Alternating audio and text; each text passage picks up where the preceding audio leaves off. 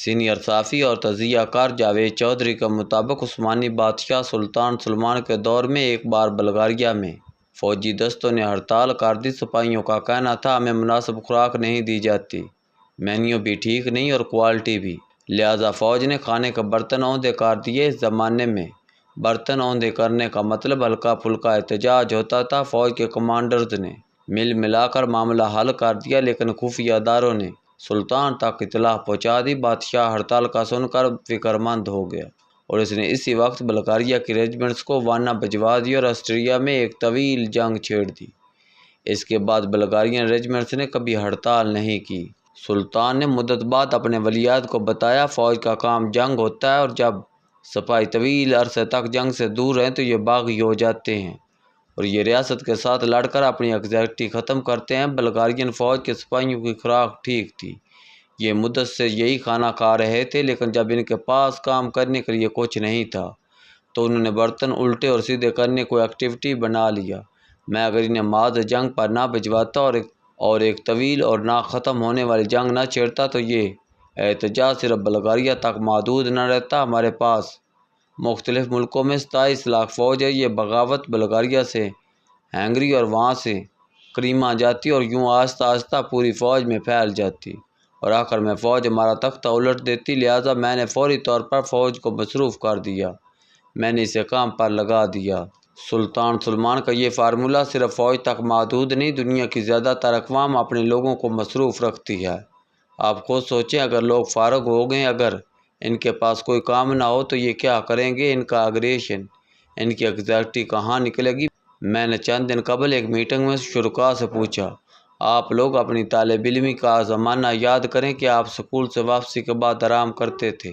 وہاں پر موجود تمام لوگوں کا جواب تھا، ہاں، ہم اسکول سے واپس آ کر لنچ کرتے تھے اور پھر گھنٹہ ڈیڑھ گھنٹہ سوتے تھے۔ ان میں سے ایک صاحب نے یہ تک بتا دیا، ہمارا پورا گھرانہ کلولہ کرتا تھا۔ ابا جی دکان سے واپس آ جاتے تھے، امی گھر کا کام مکمل کر لیتی تھی، ہم اسکول سے آ جاتے تھے اور اس کے بعد ہم گھر کے تمام دروازے بند کر کے سو جاتے تھے اور سورج ڈھلنے کے بعد اٹھ کر دوبارہ کام شروع کر دیتے تھے۔ میں نے پوچھا کلولہ کی وجہ کیا تھی اور ہم آج کیوں نہیں کرتے؟ ان میں سے کسی کے پاس کوئی جواب نہیں تھا۔ میں نے عرض کیا، ہمارے زمانے میں اسکولوں میں گراؤنڈز ہوتے تھے، ہم پڑھائی کے ساتھ ساتھ کھیل کر بری طرح تھک جاتے تھے، لہذا ہمیں گھر آتے ہی غنودگی گھیر لیتی تھی۔ ہمارے بزرگ بھی جلدی جاگتے تھے اور یہ 1-1.5 بجے تھک کر چور ہو جاتے تھے، لہذا ہم آرام پر مجبور ہو جاتے تھے، جبکہ آج کے بچے صرف کلاس رومز میں بیٹھتے ہیں، ان کے پاس گراؤنڈز، گیمز اور پی ٹی کی سہولتیں نہیں ہیں، لہذا اسکول سے واپسی پر انہیں کلولہ یا آرام کی ضرورت نہیں پڑتی۔ ہمارے بزرگ بھی اب دیر سے دفتر اور دکان پر جاتے ہیں، اسی وجہ سے انہیں بھی آرام کی ضرورت نہیں ہوتی۔ ہمارا سارا سسٹم تبدیل ہو گیا ہے۔ میں نے ان سے دوسرا سوال پوچھا، احتجاج یورپ اور امریکہ سمیت پوری فرسٹ ورلڈ میں بھی ہوتے ہیں، لیکن وہاں پولیس مین کو زخمی یا قتل نہیں کیا جاتا، سرکاری عملہ کو بھی نقصان نہیں پہنچایا جاتا، جبکہ ہمارے ملک میں روزانہ کی بنیاد پر احتجاج ہوتا ہے۔ ہمارے لوگ ہفتہ ہفتہ دھرنا دیتے ہیں اور راستے میں آنے والی ہر رکاوٹ توڑ پھوڑ کا برابر کر دیتے ہیں۔ یہ کور کمانڈر کا گھر جلا دیتے ہیں اور پولیس اہلکاروں کو قتل کر کے ان کی لاشیں دریا میں پھینک دیتے ہیں۔ کیوں؟ شرکاء نے مختلف جواب دیے۔ میں نے آخر میں عرض کیا، یہ وجوہات بھی ہیں، لیکن سب سے بڑی وجہ آبادی اور بیکاری ہے۔ ہماری آبادی کا 65% حصہ جوانوں اور نوجوانوں پر مشتمل ہے۔ یہ لوگ مکمل طور پر فارغ ہیں۔ اسکول، کالجز اور یونیورسٹیوں نے انہیں گھر داماد بنا رکھا ہے۔ تعلیم آسان اور بیکار ہے۔ ہر سال نوجوان کروڑوں کی تعداد میں ڈگریاں لے کر مارکیٹ میں آ جاتے ہیں، لیکن ان کی صلاحیت کا یہ عالم ہوتا ہے۔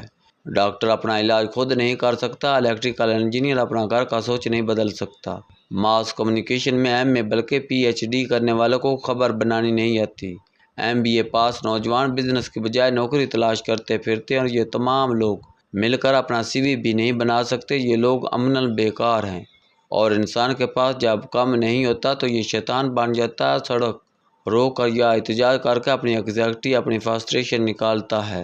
یہ نوجوانوں کا ایشو ہے، جبکہ ان کے علاوہ باقی ساری آبادی کے پاس انٹرٹینمنٹ کا کوئی بندوبست نہیں۔ ملک میں گراؤنڈز نہیں، سینما گھر، پارکس اور کلبز نہیں ہیں، سوسائٹیز نہیں ہیں، لائبریریاں بھی نہیں ہیں، اور اگر ہیں تو ہم نے کتاب پڑھنے کا کلچر ڈیولپ نہیں کیا۔ کالجوں اور یونیورسٹی میں ہنر نہیں سکھائے جاتے، ہم نوجوانوں کو صرف ڈگریاں دیتے ہیں اور بس، لہذا لوگ پھر اپنا اگریشن، اپنی فرسٹریشن کہاں نکالیں گے؟ ان بیچاروں کے پاس رہ سہ کر صرف سڑکیں اور سوشل میڈیا بچتا ہے، اور یہ لوگ ان دونوں کا بھرپور استعمال کرتے ہیں۔ یہ سوشل میڈیا پر اپنی بڑھاس نکالتے ہیں یا پھر احتجاج میں پولیس کو پھینٹا لگا کر خوش ہو جاتے ہیں۔ آج سے 10-20 سال پہلے تک دیہات کی صورتحال مختلف ہوتی تھی۔ نوجوان کو والدین کے ساتھ کھیتوں میں کام کرنا پڑتا تھا، لیکن اب کھیتی باڑی بھی آسان ہو چکی ہے، لہٰذا اب یوتھ دیہات میں بھی ویلی فارغ ہے۔ یہ بھی موٹر سائیکل لے کر شہر نکل جاتے ہیں، رات دیر گئے واپس آتے ہیں اور سگریٹ پھونکتے رہتے ہیں۔ لہذا سوال پھر وہی ہے، لوگوں کے پاس اگر کام نہیں ہوگا، انہوں نے اگر سارا دن کسی جگہ جانا نہیں ہوگا، سکولوں اور کالجوں میں گراؤنڈز نہیں ہوں گے اور یونیورسٹی میں سوسائٹیاں اور کلبز نہیں ہوں گے، نوجوان تعلیم کے دوران اپنی سکل، اپنی صلاحیتوں میں اضافہ نہیں کر سکیں گے، لوگوں کے پاس تفریح کا بندوبست نہیں ہوگا اور عوام کا 65% حصہ بے روزگار ہوگا۔ کیا یہ وہ نہیں کریں گے جو آزاد کشمیر کے لوگوں نے 11 مئی سے 14 مئی تک کیا؟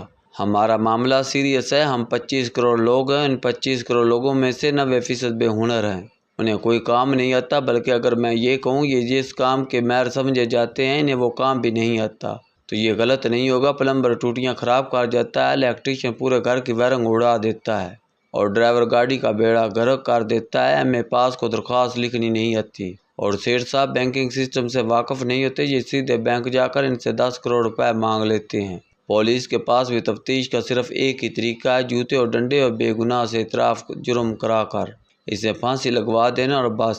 ہم اگر اس ملک کو بچانا چاہتے ہیں تو پھر ہمیں اپنے سٹرکچر میں چند تبدیلیاں کرنا ہوں گی۔ پہلی تبدیلی گراؤنڈز اور تفریح کے مواقع ہیں۔ مجھے ارجنٹائن جانے کا اتفاق ہوا، یہ ملک انفلوئنس میں پہلے نمبر پر ہے، لیکن اس کے باوجود وہاں آزاد کشمیر جیسا کوئی واقعہ نہیں ہوتا۔ کیوں کہ وہاں پر ہفتے میں کوئی نہ کوئی فیسٹیول ہوتا ہے اور پورا ملک اس میں بھرپور حصہ لیتا ہے۔ ہم زیادہ نہ کریں تو کرکٹ ہی کو پورے ملک میں پھیلا دیں، ضلعی ٹیموں کو آپس میں کھلائیں اور سکولوں اور کالج کے طلباء کے لیے میچ دیکھنا لازمی قرار دیں، اس سے نوجوانوں کا اگریشن نکل جائے گا۔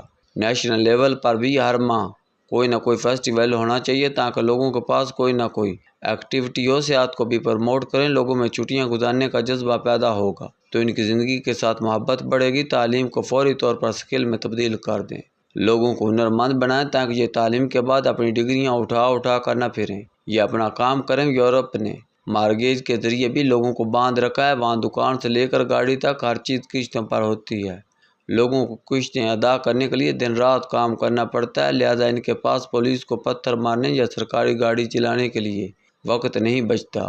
آپ بھی بینکنگ سیکٹر کو مضبوط کر کے معاشرے کو مارگیج پر لے جائیں تاکہ لوگوں میں کام کرنے کا جذبہ بھی پیدا ہو اور ان کی کوالٹی آف لائف بھی امپروو ہو۔ نوجوانوں میں دیہاتوں میں سرکاری زمینیں تقسیم کریں تاکہ یہ کھیتی باڑی کریں، اس سے ان کی توانائی بھی استعمال ہو جائے گی، یہ برسر روزگار بھی ہو جائیں گے۔ اور آخری درخواست، ریاست کچھ بھی کرے، خواہ اسے الٹا لٹکانا پڑے لیکن یہ لوگوں کو بیکار نہ رہنے دیں، یعنی کسی نہ کسی کام میں مصروف رکھیں، یہ خواہ انہیں حمالیہ توڑنے پر لگا دیں مگر یہ انہیں کان کھرکنے کا موقع نہ دیں، لوگ روزانہ تھک کر گھر جائیں، اس سے یہ ملک بچے گا، ورنہ 25 کروڑ لوگ چھوٹی سی انتظامیہ کے تکے بنا کر کھا جائیں گے، یہ اپنے ملک کو خود توڑ دیں گے۔